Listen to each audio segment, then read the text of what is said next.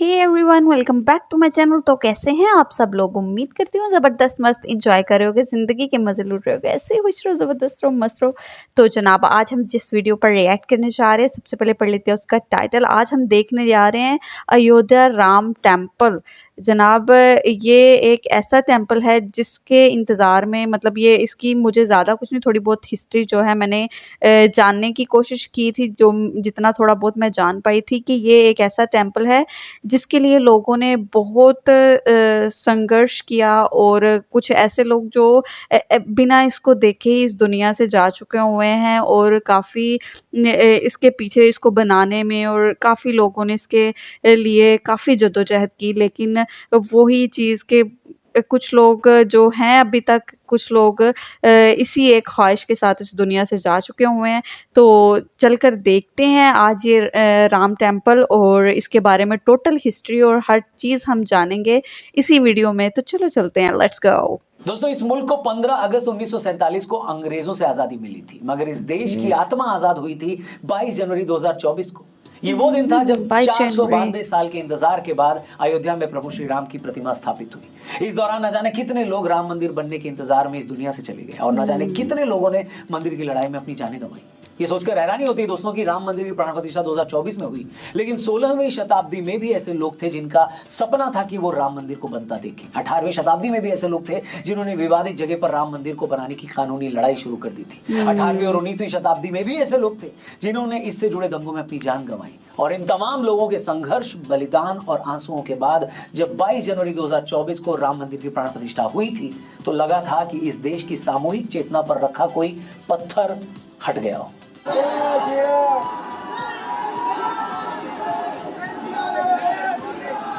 आज भव्य राम मंदिर की प्राण प्रतिष्ठा को 1 साल हो गया है।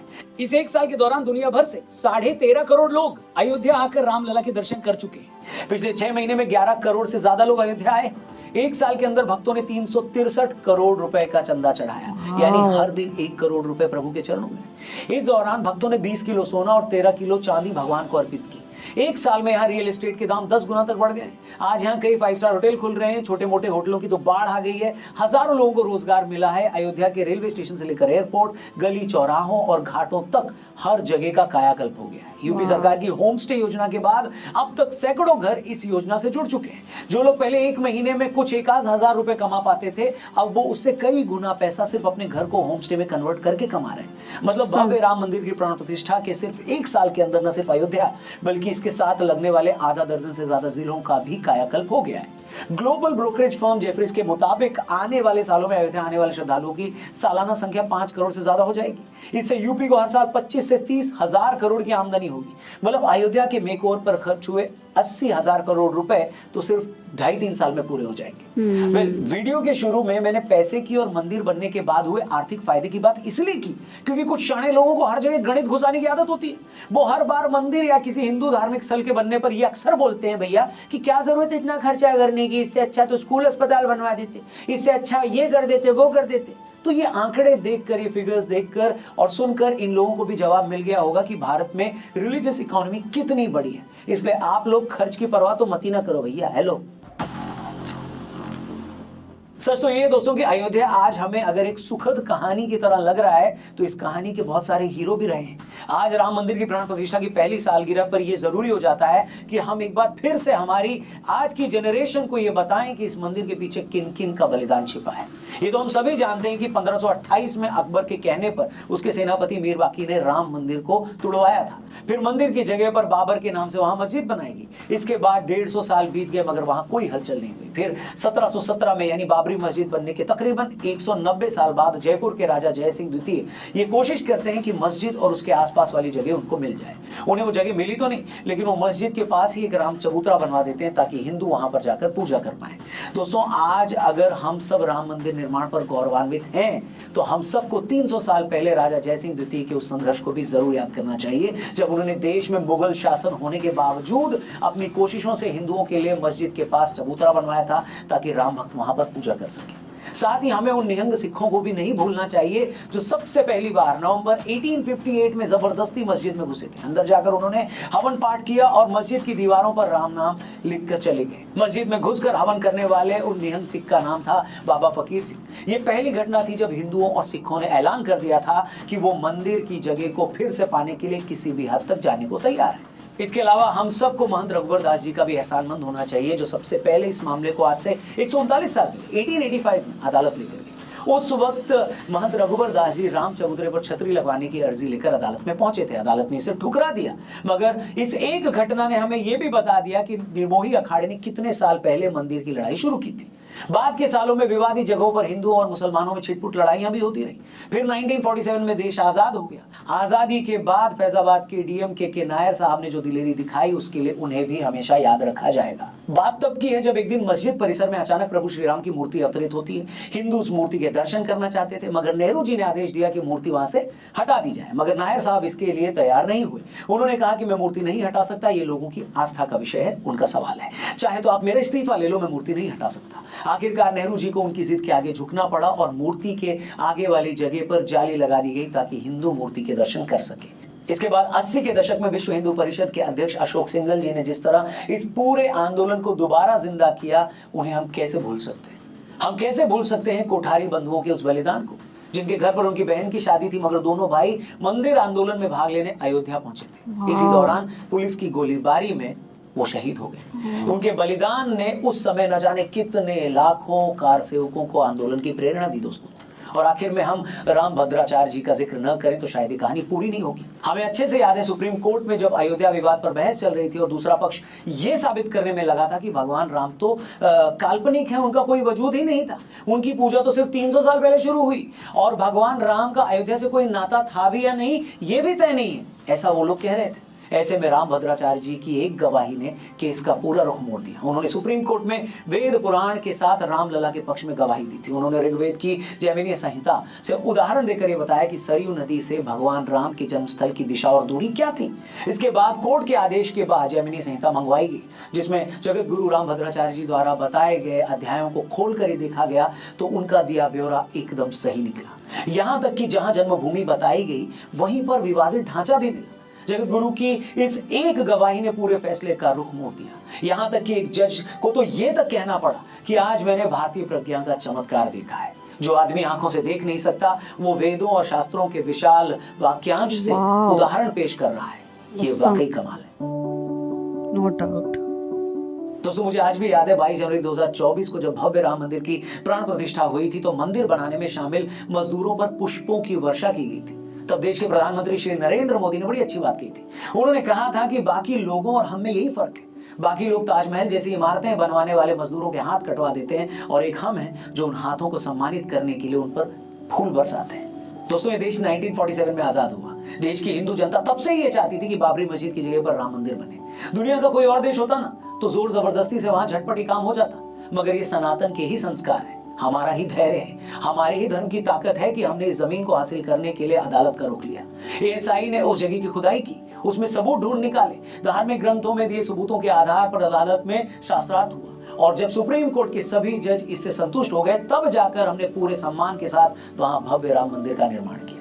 आपको याद होगा दोस्तों, जब राम मंदिर की प्राण प्रतिष्ठा होने वाली थी तो बहुत सारे नेताओं ने भगवान राम और राम मंदिर पर उल्टे सीधे बयान दिए थे। किसी एक नेता ने एनसीपी के बोला कि भगवान राम मांसाहारी थे। आरजेडी के एक नेता ने यहां तक बोल दिया कि हमें मंदिर नहीं अस्पताल की जरूरत है। वृंदा करात ने कहा था कि सरकारों को खुद को धर्म से दूर रखना चाहिए। कांग्रेस के नेता न्योता मिलने के बाद भी प्राण प्रतिष्ठा में नहीं आए थे। मंदिर की प्राण प्रतिष्ठा के बाद भी आज भी देश के कई बड़े विपक्षी नेता मंदिर आज तक नहीं गए, क्योंकि इन लोगों को डर है कि अगर वो राम मंदिर के दर्शन करने चले गए तो उनका वोट बैंक नाराज ना हो जाए।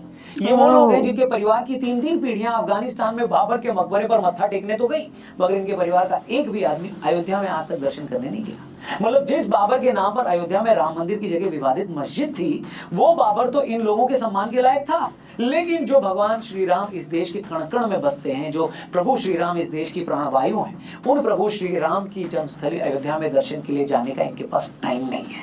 अब आप चाहें तो कमेंट बॉक्स में मुझे इसकी वजह बता सकते हैं, क्योंकि मेरे को तो नहीं मालूम। खैर जो भी वजह हो, लेकिन देश की जनता इस सब से बेपरवाह होकर अपने आराध्य के दर्शन करने हर दिन अयोध्या पहुंच रही है। इन नेताओं को इनकी इस घटिया राजनीति की सजा भी हर चुनाव में मिलती है, मगर फिर भी अपने वोट बैंक के इतने गुलाम हैं कि चाहकर भी मंदिर नहीं जा सकते। वैसे वेरी गुड। बहुत से लोग हैं जो ये पूछते हैं कि हिंदुओं को क्या जरूरत थी कि उन्हें मस्जिद वाली जगह पर ही मंदिर बनाना था। तो इस पर हमारा हमेशा से यही कहना है दोस्तों कि हमने किसी दूसरे के धार्मिक स्थल पर अपना मंदिर नहीं बनाया है, बल्कि उस जगह पर अपना मंदिर बनाया है जो जगह पहले से प्रभु श्री राम की थी। जैसे जीवन में हर लड़ाई सिर्फ नफे नुकसान के लिए नहीं लड़ी जाती, कुछ लड़ाइयां आत्मसम्मान के लिए भी लड़ी जाती है। उसी तरह विवादित जगह पर मंदिर बनाने की लड़ाई एक देश के तौर पर हमारी आस्था के साथ साथ हमारे आत्मसम्मान से भी जुड़ी थी दोस्तों। जो देश भगवान प्रभु श्री राम को अपना सबसे बड़ा आराध्य मानता है, आखिर वो देश किस मुंह से खुद को राम भक्त कह पाता अगर वो राम के ही जन्म स्थान पर उन्हें उनका हक नहीं दिलवा पाता? बताइए। अगर औरंगजेब जैसे मुगल शासकों ने हर हिंदू मंदिर को तोड़कर उसके अवशेष मस्जिद की सीढ़ियों पर डलवा दिए ताकि हिंदुओं को नीचा दिखाया जा सके, तो हमें भी तो हक है कि हम कानूनी तरीके से उस अपमान का बदला ले सकें।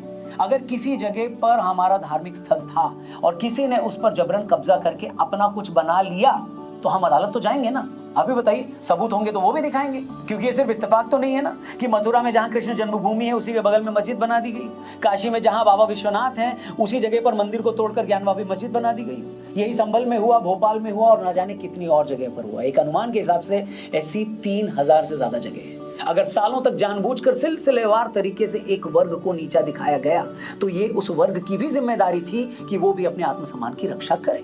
अयोध्या में भव्य श्री राम जी का मंदिर बनाना उसी आत्मसम्मान की लड़ाई का एक हिस्सा था दोस्तों। हमने इस बारे में कुछ वक्त पहले वरिष्ठ वकील विष्णु शंकर जैन जी से एक लंबी बातचीत की थी। वो पॉडकास्ट, आपको उसका जो लिंक है वो डिस्क्रिप्शन में मिल जाएगा। उस पॉडकास्ट में तब भी उन्होंने साफ साफ कहा था कि हम हर उस जगह को वापस पाने की लड़ाई लड़ेंगे जो पहले मंदिर थी और बाद में उसे तोड़कर किसी और ने अपना धार्मिक स्थल बना लिया वहां पर। यही बात जे साई दीपक भी कहते हैं, उनसे भी पॉडकास्ट में हमने इस बारे में डिटेल में चर्चा की थी। और यही भावना न जाने कितने लाखों करोड़ों हिंदुओं की है। बहुत सारे मामले अभी कोर्ट में हैं। ज्ञानवापी जैसे मामलों में तो मंदिर होने के सबूत इतने साफ हैं कि उसमें कोई इंकार ही नहीं कर सकता।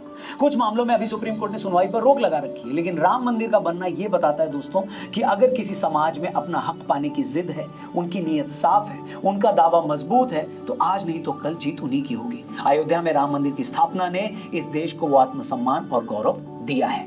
हम सब खुशकिस्मत हैं कि हमारे जीवन काल में ये सब पॉसिबल हो पाया। बाकी आप लोग इस सब पर क्या सोचते हैं? क्या हिंदुओं को अयोध्या की तरह ये लड़ाई बाकी जगहों पर भी लड़नी चाहिए जहां कभी हिंदू थे? ऐसी कौन सी जगह हैं जो आपके हिसाब से बेहद खास? ओके, मतलब मुझे इतना ज़्यादा नहीं पता था राम टेम्पल के बारे में। इसी वजह से जो है ये चीज़ें जानने के लिए और समझने के लिए कि ये मामलात क्या थे, क्योंकि इसके बारे में मैंने कुछ चीज़ें मेरी सुनने में आई थी कि इस तरह काफ़ी लोगों ने अपनी जानें दी।